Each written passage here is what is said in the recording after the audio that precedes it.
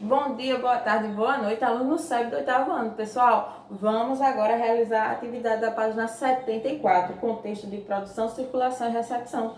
São apenas duas questões, mas preste atenção.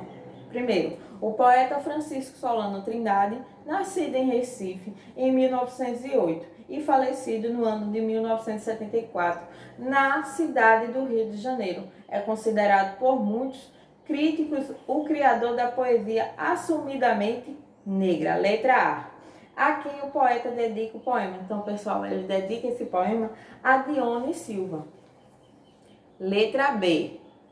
O poema lido faz jus à fama de Solano Trindade. Justifica. Qual é a fama dele? A fama dele é de o criador da poesia assumidamente negra, né? Como vimos aqui ainda no enunciado da questão. Então, pessoal, esse poema faz jus à fama de Solano, sim, pois ele explora o tema da resistência negra à escravidão do seu povo, conforme o nosso gabarito.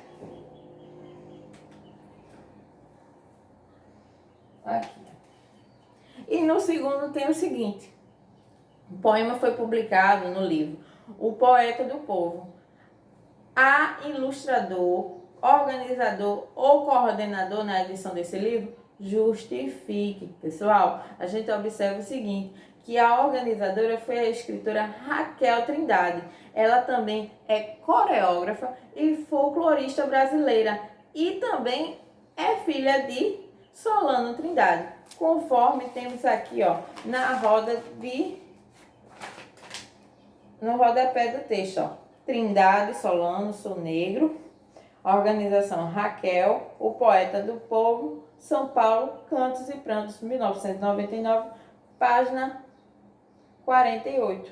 E aqui, ó, ele faz a observação, ó, por Solano Trindade e Dione Silva. Por isso que ela que é homenageada também por esse poema, certo? Vamos agora fazer a atividade de olho no gênero, ainda na página 75. Olha só, primeiro e segundo.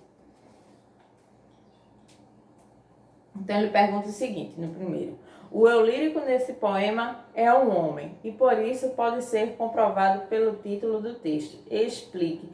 Então, pessoal, o adjetivo negro está no masculino. Deste modo eu posso comprovar que se trata de um homem, o eu lírico, certo? Segundo, o poema possui rima ou é constituído de versos brancos. Versos brancos são aqueles que não possuem rima. Então, pessoal, esse poema ele é constituído por versos brancos, ou seja, sem rimas. As palavras não possuem a questão sonora e rítmica no final ou internamente parecidas, semelhantes. Por isso que é um poema com versos brancos, versos sem rimas. E agora vamos começar a atividade da página 75. Na página 75 eu tenho a linguagem no texto, preste atenção. Na segunda estrofe do poema, o eu lírico faz um breve resumo da origem de seus avós, com base em relatos orais. Letra A. Dentre os versos empregados na terceira pessoa do plural, qual deles cumpre a função? Então, vejam só. Então, relatos orais. Qual é o verbo que faz essa função? Faz com que o leitor identifique que ele vai fazer um relato. É o verbo contar. Essa é a resposta da letra A. Vejam só. Na letra B, ele faz o seguinte. Por meio desse verbo, o leitor fica sabendo quem é o informante do eu lírico. Explique. Pessoal, não tem como saber quem é o informante do eu lírico. Quem foi que contou para ele que, vejam só, contaram-me que meus avós, o verbo está na terceira pessoa, o sujeito é indeterminado, ele não sabe, não tem como identificarmos quem foi que contou para ele. Então a resposta da letra B é o seguinte: não, pois o verbo contar na terceira pessoa do plural indetermina o sujeito. Vamos ao segundo. A letra C do primeiro. A que outros verbos empregados na terceira pessoa do plural fazem referência. Então, a gente vê em vários momentos no texto que as referências são os avós do eu lírico. Preste atenção quando ele fala o seguinte: Ó, tem esse contaram, né? Contaram que o sujeito é indeterminado na terceira pessoa. Contaram-me que meus avós vieram de Loanda. Então, vejam, avós vieram de Loanda. Esse vieram aí está na terceira pessoa do plural, mas está se referindo aos avós. Então, a resposta da letra C é aos avós do eu lírico. Agora vamos ao segundo. Ainda na segunda estrofe do poema, o eu lírico usa uma palavra acompanhada de uma expressão qualificadora para fazer referência à condição humilhante da vinda do povo africano para o Brasil. Letra A. Identifique essa palavra e a respectiva expressão qualificadora.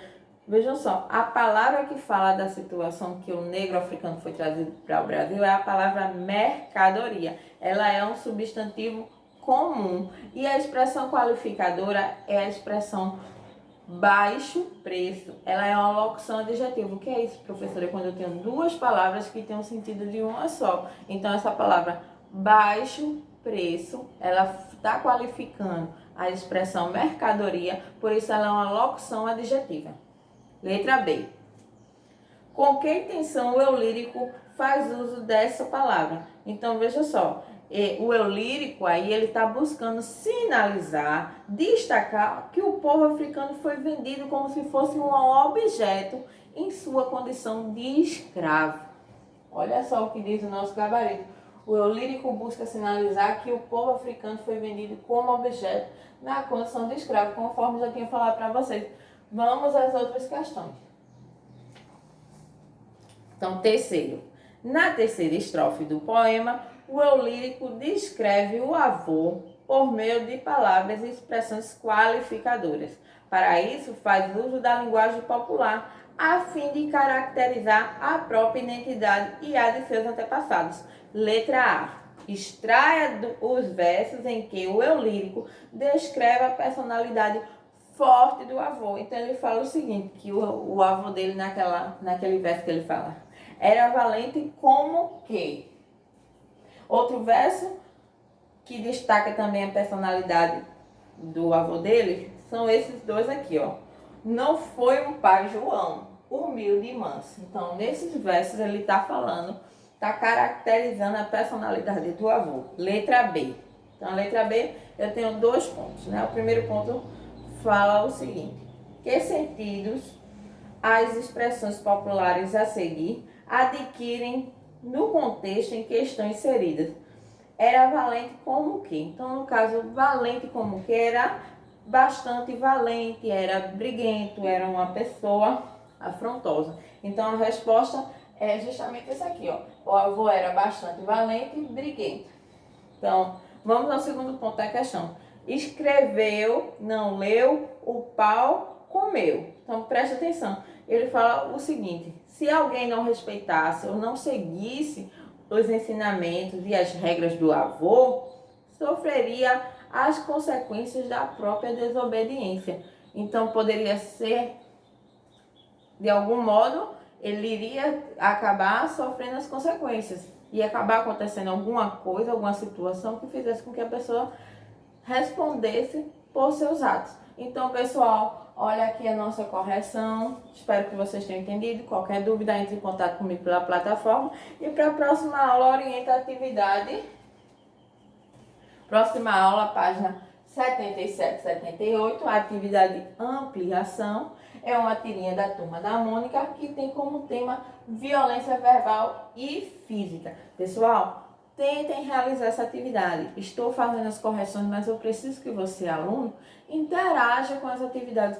Procure construir o seu conhecimento. E até a próxima aula. Até mais.